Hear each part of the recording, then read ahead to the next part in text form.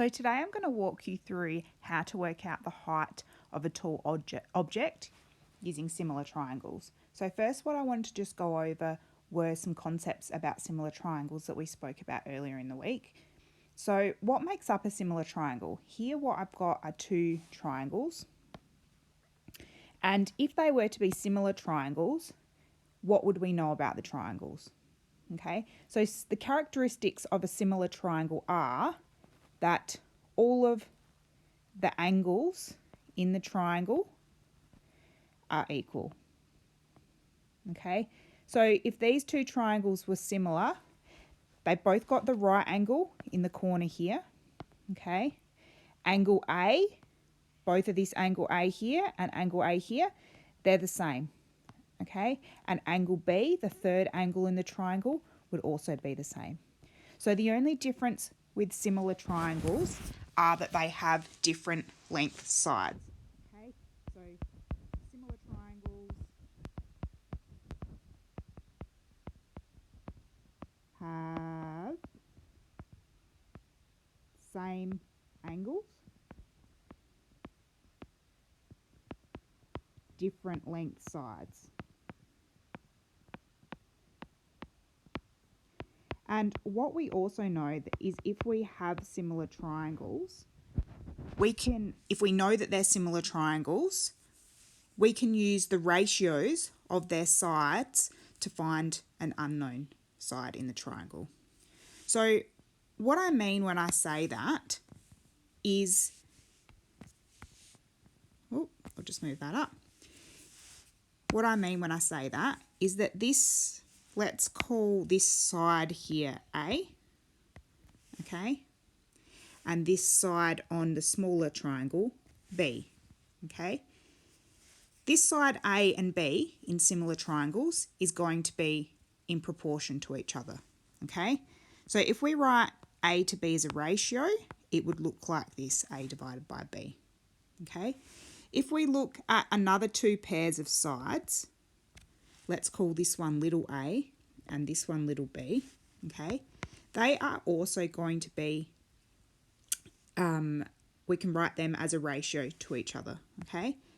Which we can write as little a over little b. And what we know is because the sides in similar triangles have to be in the same proportion to each other, we can say that the ratio, when we divide big A by big B, that ratio or value is going to be the same as when we divide these other two sides together, okay? So what that basically means is that because we know they're similar triangles, all the angles are the same, A is going to be a certain amount bigger than B, okay? So for example, if big B is 2, okay, and capital A is 4, we can see straight away here that the larger triangle is 2 times bigger. Its length the length of that side is 2 times bigger than the smaller triangle. So if the length of little b was 1, we could work out what the length of little a was by using this ratio, okay?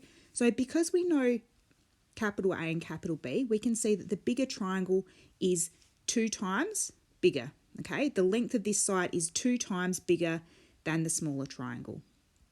So what we can then say is if we know that this side length is 1 on the small triangle, this side length on the bigger triangle has to be 2 times that size, because that's the ratio that we saw with the other sides, okay? So then we can work out that our little a is going to be 2, because it has to be 2 times bigger than the smaller triangle, okay? So we're going to use that same principle to be able to work out how tall a building and a tree is outside. So what you guys are going to do is you're going to, this block here is the building or tree that you're going to choose, and I want the class to choose together a building and a tree to work out the height of, so we can compare the values that the different groups get, okay? So one building, one tree, and each group, so you're going to work in groups of 3 to 4, each group is going to work out the height of the building and the height of the tree. So what you will need to do is when you've chosen the building or the tree, you'll have to line up in front of that building or tree, and one person will stand you'll have to stand a reasonable distance away from the building or tree, okay? So this is person 1 standing there, okay? Now, this person 2 will have to get down as close to the ground as possible, okay? So the aim is that this person 2 who is either lying on the ground or as close to lying on the ground as you possibly can get, okay?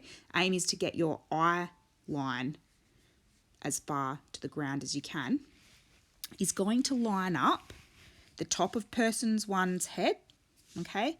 So if I draw a line here, this is person 2. They're going to be looking up in this direction,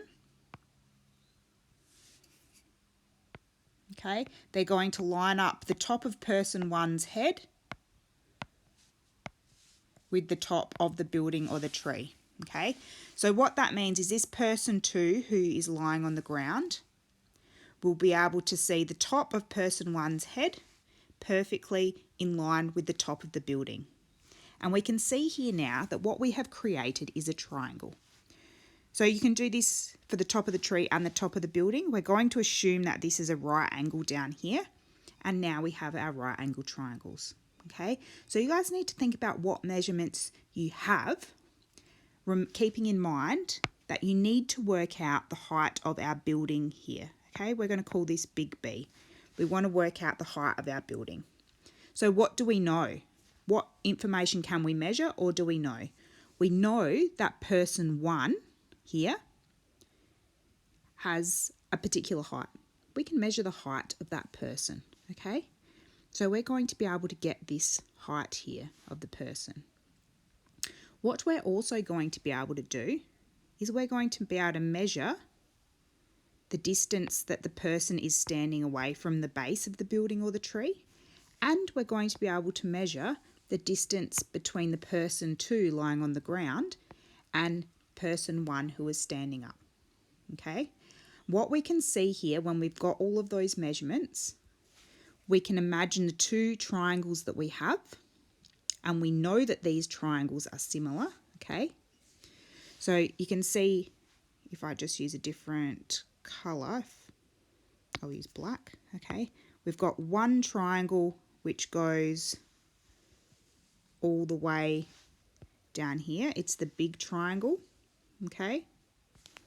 And we have another triangle that is made with this person who is standing there, okay? We have this smaller triangle. So they're the 2 triangles we have. We know that they're similar because they have all angles the same. They've got the 90-degree angle.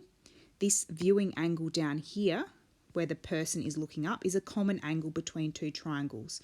So we know that that one's the same. Therefore, the other angle in the triangle also has to be the same.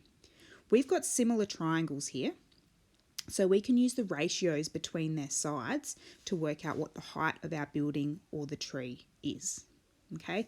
We know this height of the person, so that's the corresponding side to the building in the smaller triangle. We can use that, and we can use the distances we can measure along the ground to work out the height of the building.